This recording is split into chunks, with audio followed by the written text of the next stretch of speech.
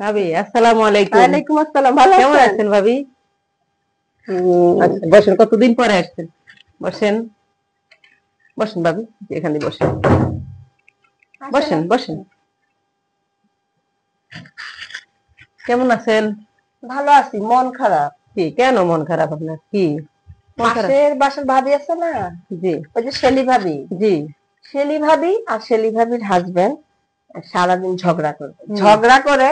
আমার মজা, একটার একটা খালি ডিম পোস্ট খাওয়ায়।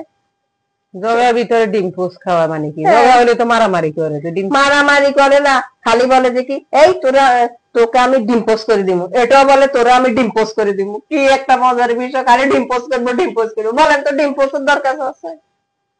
ভাবি এটা তো ডিম পোস্ট নয়, এটা হলো ডিভোর্স। ডিভোর্স কি?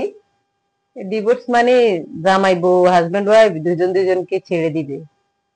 হায় হায় রে। থাক ভাবি, আপনি এত পেরেশান হন কেন ভাবি?